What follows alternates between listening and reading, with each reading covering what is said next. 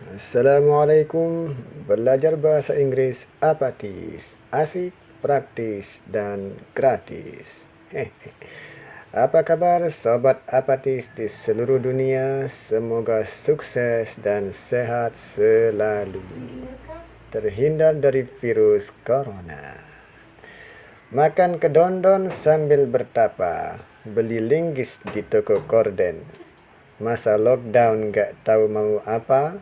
Yuk belajar bahasa Inggris bersama Mr. Dan. Oke, sekarang kita akan belajar tentang subjek dan objek. Apa itu subjek? Apa itu objek? Mari kita pelajari bersama ya. Nah, oke. Pengertian subjek dan objek itu sebenarnya bervariasi. Tapi untuk pemahaman dasar kita jelaskan secara sederhana saja. Jadi sederhananya subjek itu adalah yang melakukan pekerjaan, sedangkan objek adalah yang dikenai pekerjaan. Nah, karena subjek itu melakukan pekerjaan, berarti subjek itu pelaku. Dan karena objek itu dikenai pekerjaan, berarti objek itu penderita. Nah, gampangnya gitu ya.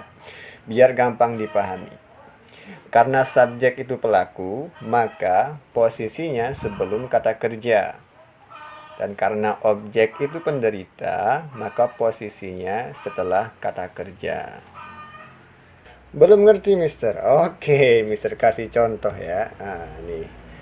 Ada kalimat saya mencintai dia. Oke, sekarang kita tentukan mana subjek, mana objeknya. Nah, subjek kan berada sebelum kata kerja, sedangkan objek setelah kata kerja. Kata kerjanya di sini apa? Mencintai. Oke, berarti subjeknya, pelakunya adalah saya. Dan objeknya, penderitanya adalah dia. Nah, perhatikan posisinya. Subjek sebelum kata kerja, objek setelah kata kerja. Oke. Nah, contoh berikutnya, dia mencintai saya. Ya, jadi saling mencintai dong, Mister. Iya, hehehe. Ya, berarti subjeknya dia, objeknya saya. Dia pelakunya, saya korbannya. Nah, contoh yang selanjutnya. Sekarang kamu mencintai dia. Subjeknya apa? Kamu atau sekarang? Iya, kamu dong ya. Kalau sekarang kan bukan pelaku, tapi keterangan waktu. Nah, jadi subjeknya kamu, objeknya dia. Nah, ternyata dalam bahasa Indonesia bentuk subjek dan objeknya sama, tidak berbeda. Maksudnya gimana nih, Mister? Ah, misalnya di sini ada dua kalimat. Saya mencintai dia, dia mencintai saya. Saya sebagai subjek sama bentuknya dengan saya sebagai objek, sama-sama saya. Dia sebagai objek sama juga bentuknya dengan dia sebagai subjek, sama-sama dia. Jadi tidak ada perubahan. Nah, tapi dalam bahasa Inggris tidak begitu. Bentuknya harus berubah. Saya, bahasa Inggrisnya I kalau jadi subjek, me kalau jadi objek. Kamu atau kalian, bahasa Inggrisnya you kalau jadi subjek, dan you juga kalau jadi objek. Nah, kalau ini kebetulan sama. Kami atau kita, bahasa Inggrisnya we kalau jadi subjek, dan us kalau jadi objek.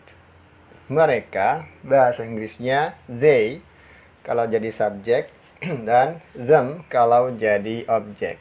Nah, dia laki-laki, he, him. Dia perempuan, she, her. Dia benda atau binatang, it, it. Nah, ini juga sama ya. Oke, sekarang kita baca sama-sama. I, me. Bagus. You. Mantap. We, us. Oke. They, them. Oke, Oke, ini hati-hati ya, bukan they tapi they. Lidahnya berada di antara gigi atas dan gigi bawah. Ujung lidahnya ketemu sama gigi atas saja ya, gitu aja. They. Oke, bagus. Jadi Anda nggak bilang they tapi they. Oke. They, them. Oke. He, him.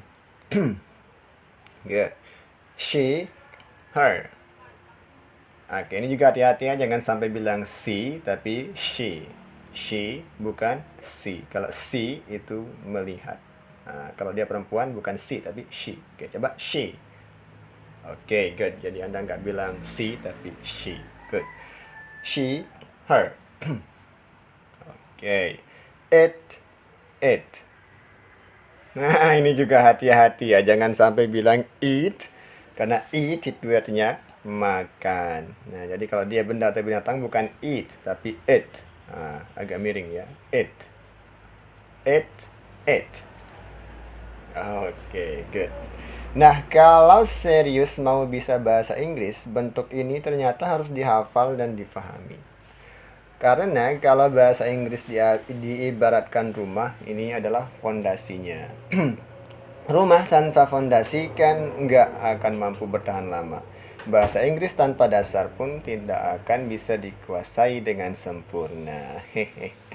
Oke, sehingga kita ketika akan menyusun kalimat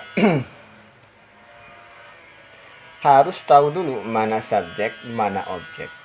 Nah, contoh, saya mencintai dia perempuan. Saya adalah subjek, dia perempuan adalah objek.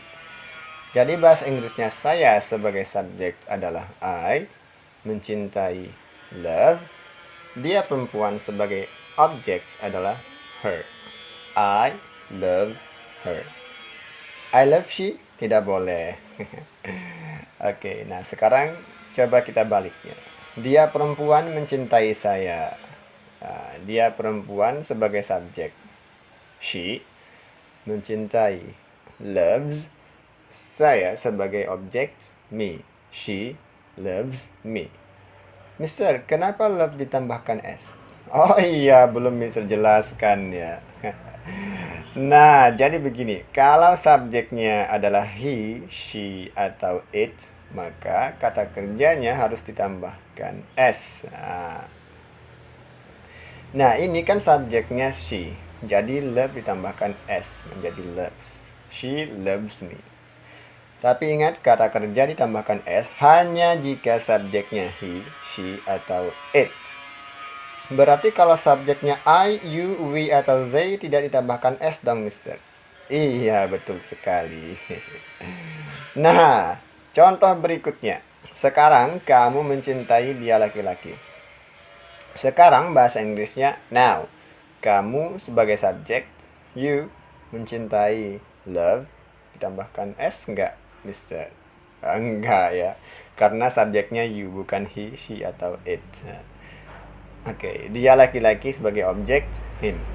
Jadi kalimatnya, now you love him.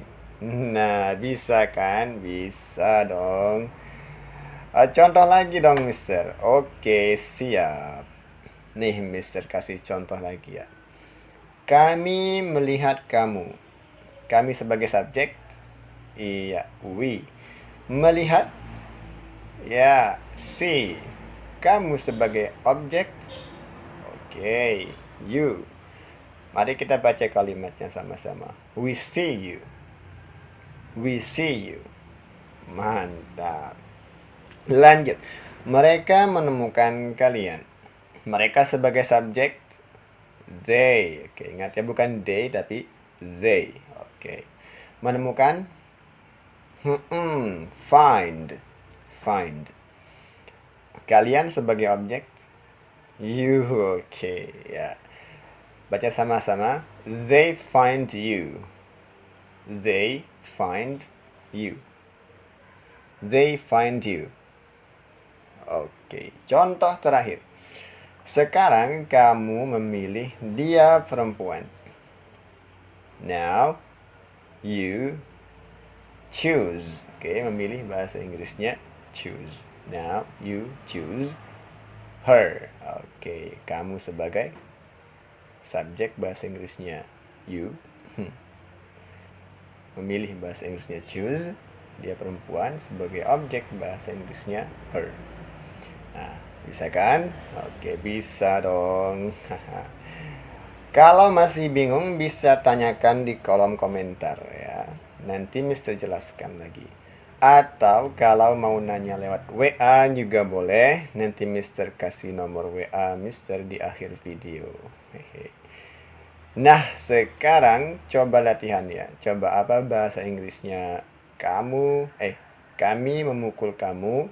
Mereka mendengar saya. Kita memakan dia binatang. Saya mengajarkan dia laki-laki. Kalian menghibur dia perempuan.